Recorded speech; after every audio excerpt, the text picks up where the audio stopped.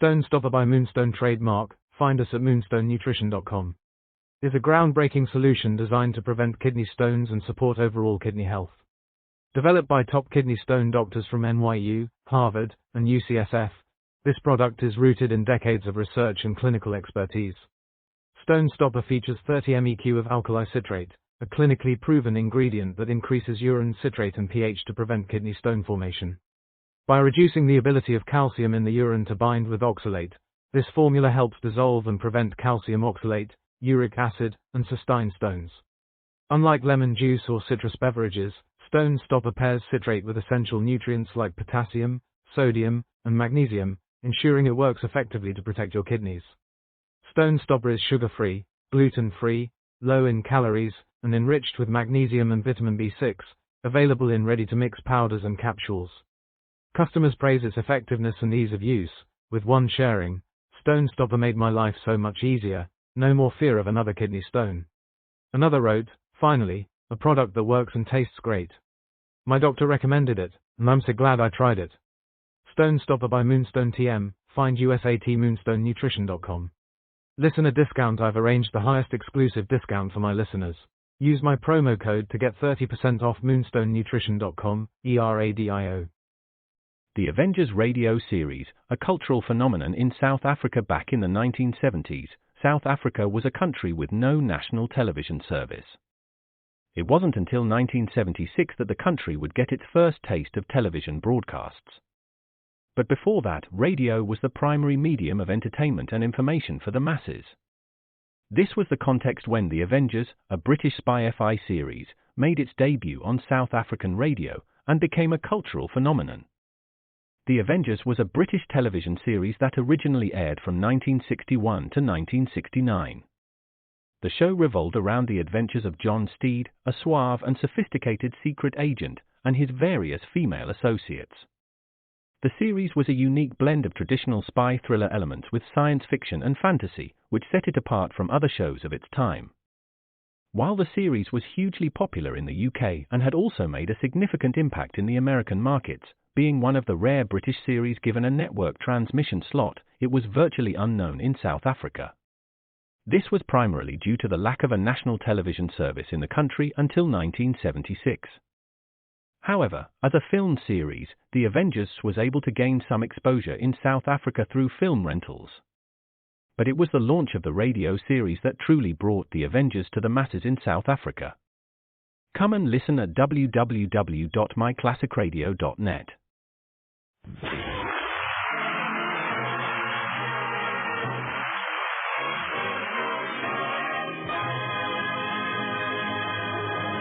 As we look out at the Burns home today, we find Gracie talking to her neighbor, Blanche Morton.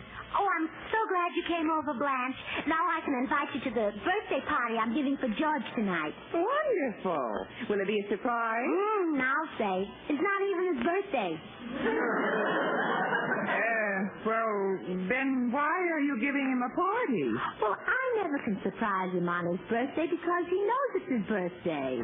And besides, just yesterday he said to me, he said, Gracie, I've been married to you for 15 years and nothing you do surprises me. This time I got him. You sure have. And surprises are so much fun, Blanche. For example, when your husband gives you a kiss for no reason at all, don't you enjoy it more? No. That means I have to sober him up.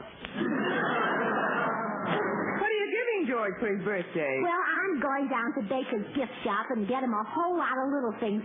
And for an extra surprise, I'm going to have his initials engraved on his watch and his cigarette lighter and his fountain pen. Well, can you take them without him knowing it? They're already in my purse. I sat on his lap after breakfast and ran one hand through his hair and the other through his pocket. Well, I never. Well, you should try it sometime. It's fun. Hello, dear. Oh, George, you're home earlier than I expected. Yes. Hello, Blanche. Hello, George. Well, I'll be running along, Gracie. See you later. Bye, Blanche. Gracie, I'm worried. Worried? Yeah. When I got downtown, I discovered my watch and my fountain pen were missing. Oh, well, stop worrying. Maybe somebody stole them. Well, that that eases my mind. I seem to remember having them in my pocket along with my cigarette lighter. It's still here in my pocket. No, my cigarette lighter is gone, too. Oh, trifles, trifles. What would you like for lunch? You're taking this awfully calmly. Well, that's a family trait. You see, I'm part Indian. Your mother and father are both white. Yeah, I know. I get the Indian blood from my brother. That's impossible for white parents to have Indian children. Yeah, trifles, trifles. What would you like for lunch? I'm not hungry.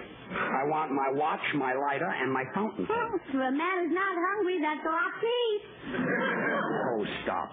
Well, maybe the stuff will show up. Meantime, I'll use your fountain pen. It's right here in your purse, isn't it? Well, George, don't touch that purse. It's just to get your fountain pen.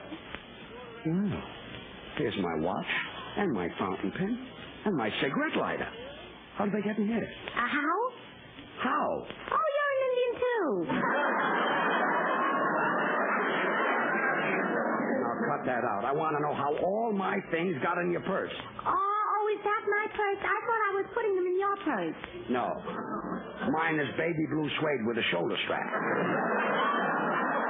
Now, these things are going back in my pocket where they belong. Oh, now I've upset you. Oh, I'm sorry, darling. Here, relax in your easy chair, and I'll sit on your lap and run my hand through your hair. Again? Yeah, I like to. Well, it is relaxing. Well, sure. There, that's it. Doesn't that feel good? Yeah, it's good for me. But you don't get anything out of it. I get cute. I could sit here all day. Well, not me. I've got things to do. Goodbye. Gracie, what about... See you later, dear. What a woman. Well, I'm so comfortable, I might as well smoke a cigar. Hey, my lighter is gone again. And my fountain pen, too. And my watch. Wait till I get my hands on her.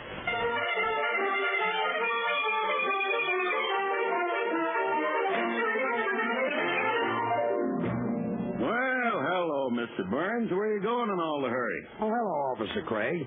I'm looking for Gracie. Have you seen her on your beat? No, but I saw her car parked in front of Baker's gift shop. How come me to notice it? She was parked very unusual. What do you mean? She wasn't in front of a fire plot.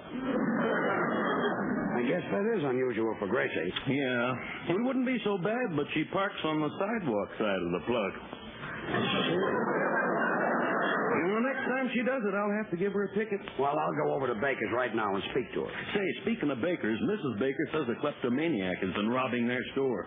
Gee, that's tough. Well, I'll see you later. Funny thing about them kleptomaniacs, they're nuts. They pass up valuable stuff and just take little knickknacks like cheap cigarette lighters and dollar fountain pens. And you saw Gracie's car in front of Baker's? Yeah. Hey, Mr. Burns, your face is turning kind of green. Is it something you ate? No, it's something I married. I'll see you later.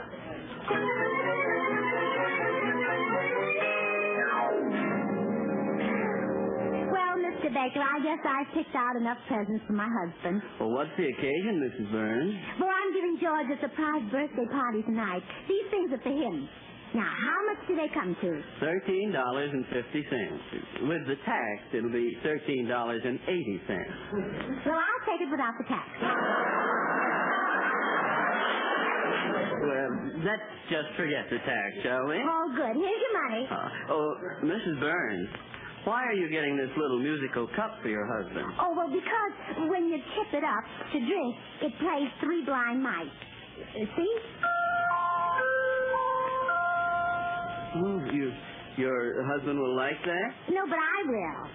You know, I never see him at breakfast because he hides behind the newspaper.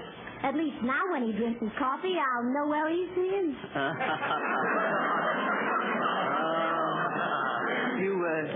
You like your little jokes, don't you? Yeah, I love them. Now, give me his presents and I'll be going.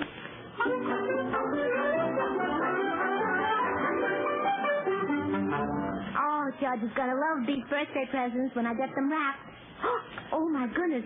Here he comes up the walk. I better hide them here in the hall closet. Oh, the darn thing keeps falling over. There. Phew, I made it. Gracie, I want to talk to you. Oh, I haven't time now, dear. I have to shop for dinner. Goodbye. Wait a minute, just a minute. What were you doing at Baker's gift shop today? Who said I was there? Officer Craig. Well, I'm surprised you'd listen to an old fuddy-duddy like him. Well, he doesn't know his fuddy from his duddy. Goodbye, George. Wait a minute, just a minute. Where are my watch, my fountain pen, and my lighter? Did you look in the washing machine? They're in the washing machine? They are. Well, it's a silly place to keep them. Goodbye, dear. Just a second. Honey, look, are you sure that you feel all right? I mean, are there bells ringing in your head or anything? Oh, of course not. There's absolutely nothing in my head. Goodbye, dear. Well, she shook the whole house. Well,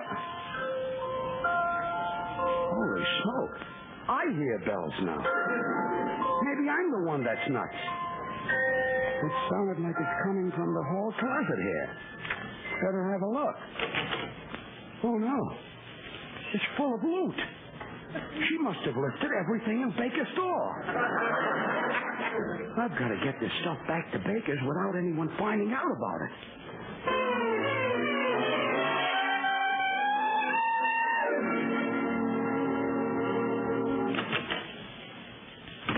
Hello, Mr. Baker.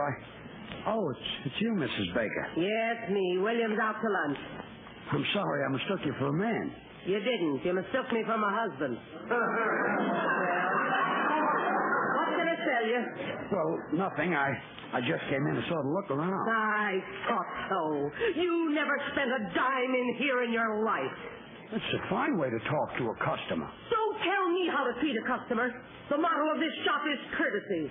So be courteous or I'll throw you out.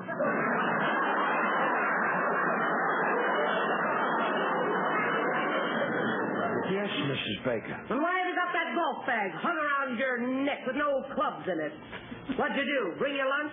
Why, no, Well, watch yourself. Don't break anything. Okay, I'll just sort of browse around.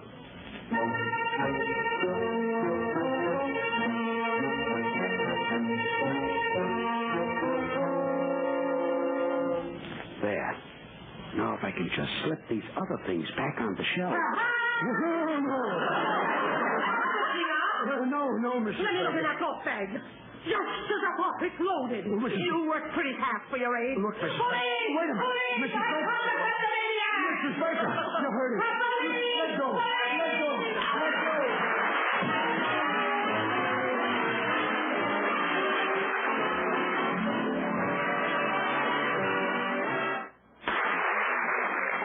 Mrs. Baker, please get off my chest. You're a very heavy woman. Be still, you kleptomaniac. Oh, Mrs. Baker. I'm back, Pet. Mr. Baker, tell your wife to let me up. Why, it's Mr. Burns. Yes. You might as well let him up, Imogene. He won't spend anything. I'm not trying to get him to spend anything. He's the kleptomaniac who's been robbing us. He is? I caught him with a whole golf bag full of stuff. Call the police. Wait a minute, Mr. Baker. I can't explain how I got that stuff, but I'm willing to pay for every bit of it. Oh, well, I think that's fair enough, Imogene. Let's not have him arrested. Oh, well, all right. His poor wife would just have to bail him out anyway. Oh, thank you, Imogene. You've got his heart as big as a house. Yeah, and that's the smallest part of her. Now, get off my chest, please.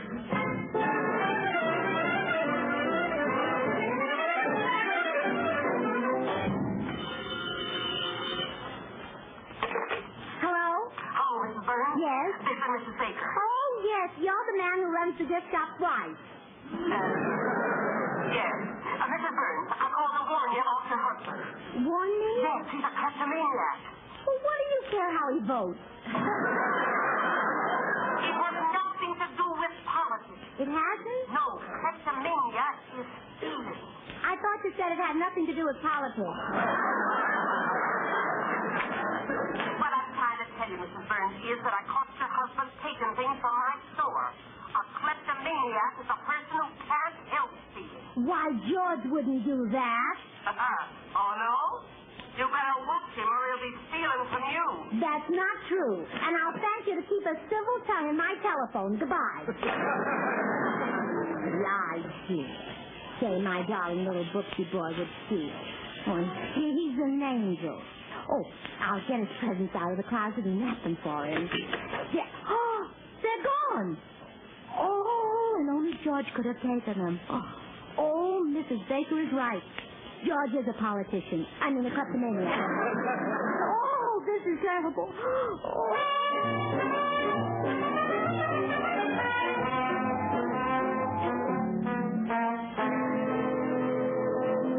Toby, I came to you because I need some help. Well, what can I do, George? Well, I understand that when you went to school, you studied psychology. That's right. I went to a college that concentrates on education and doesn't bother with football. I went to USC.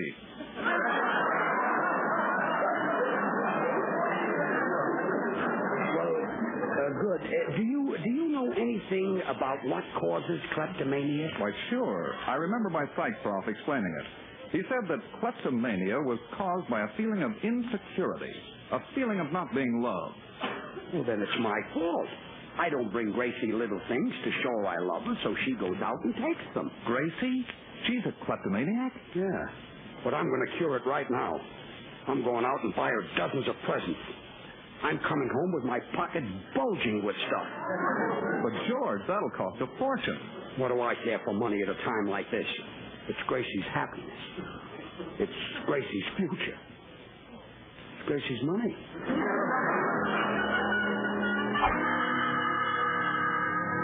Oh, thank goodness. Here comes George. I've been so worried about him.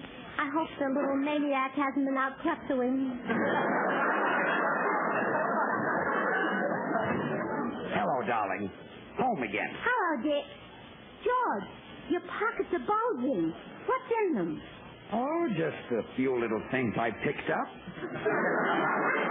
You picked up? Where? Well, I got something from just about every store in town. This cologne was on sale at the May Company. Oh, George, you shouldn't have done it. Oh, don't be silly. It was a steal. You like it, I'll go back and get you some more. No, you mustn't. Why not? Well, the car's out of gas. So what? I'll take a bus. Oh, no, you mustn't. Well, what's wrong with that? I've taken lots of buses. Well, it's got to stop. George, you wait here. I'm going to consult a psychiatrist. Well, maybe that is the best thing for you to do, Gracie. Yeah, I'll be right back. Hello, Officer Craig. You're parked on the sidewalk again. I'll have to give you a ticket. Well, that's nice of you, but I'm in a hurry. Give it to my husband. But, Mrs. Burns, Oh, well. I got a commission on traffic tickets. She'd be a gold mine. Yes? Oh. Hello, Officer Craig. What's up? Mr. Burns, I hate to tell you, but this time your wife's gone too far. You mean She's broken the law, and I've got to do my duty. Wait a minute. You don't want her. I'm the guilty one. You? Yes. I stole that stuff from Kramer's gift shop. I'm the kleptomaniac. Take me to jail. Okay. Well, let's go, klepto.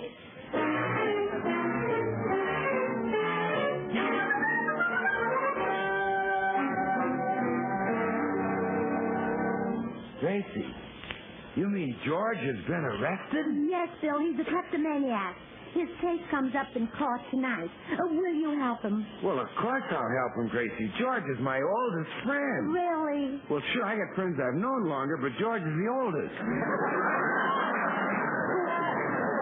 Come on, Bill, we haven't a moment to lose. We've got to help George pound the coat. Pound the coat?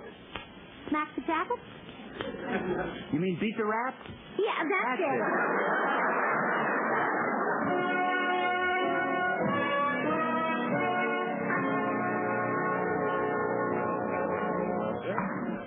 All court. Next case, George Burns, Your Honor, charged with petty larceny. I'm the arresting officer. How do you plead, Mr. Burns? Guilty, Your Honor. I'll make a full confession. I'm ready to sing. Stop the music. Yeah. Order. Who are these people? Well, we're George Burns, his wife, and his best friend. I'm the wife. I'm the friend? Your Honor, I can prove that Mr. Burns is not responsible for anything he did today and therefore is not guilty. For what reason? Temporary insanity. Temporary insanity? Yes.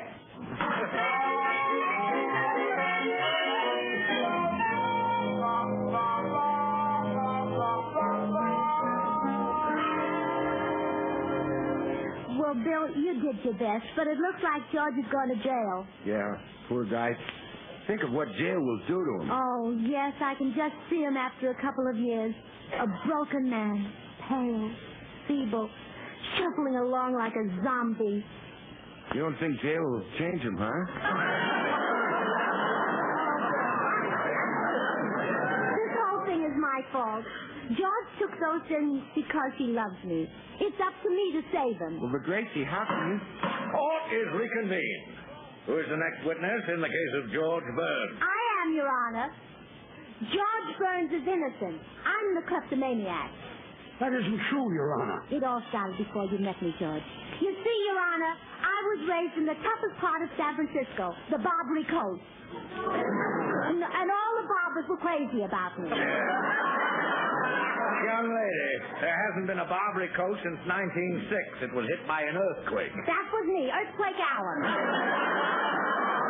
I lived there for years with the gamblers and thieves and gangsters and murderers. And then I fell into bad company. Look, Gracie, The police got on my trail, so I sailed for China. In less than a year, I was the most notorious woman in Shanglo. That's Shanghai. I lived in the low part of town. Then I drifted on. For 5 years, I was a dancing girl in Singapore. For the next 5 years, I was a singing girl in Dancipore. Judge, don't believe her. Please, George. And then I returned to America and my life got worse than ever. I did everything that was bad and horrible. I sank lower and lower and lower. Finally, I went into vaudeville. Okay, that's enough. Your Honor, she's just trying to take the blame. I'm the kleptomaniac. He is not, I am. No, I am. Order! Order! Will Mr. Baker take the stand, please? Yes, Your Honor. It was your store that was robbed. Now, which one of these two do you want to prosecute? Well, neither one. But if you refuse to prosecute, I'll have to dismiss the case. That suits me fine. Order! Order! Oh, darn it, where's my gavel? Then I get off without a sentence, Judge? How long have you been married to your wife? 15 years. You've served your time. Case dismissed.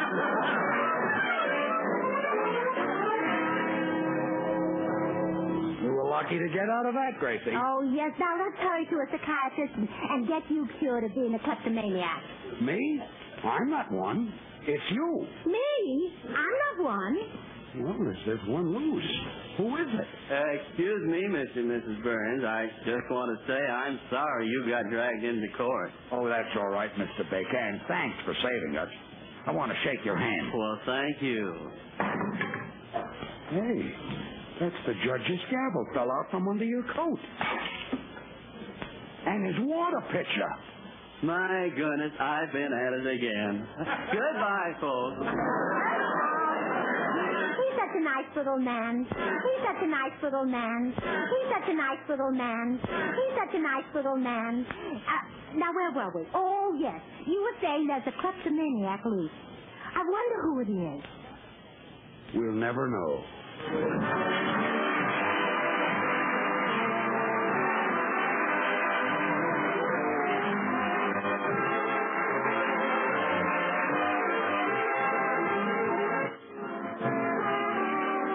Gracie, it was swell of you to get up in court and be like you did.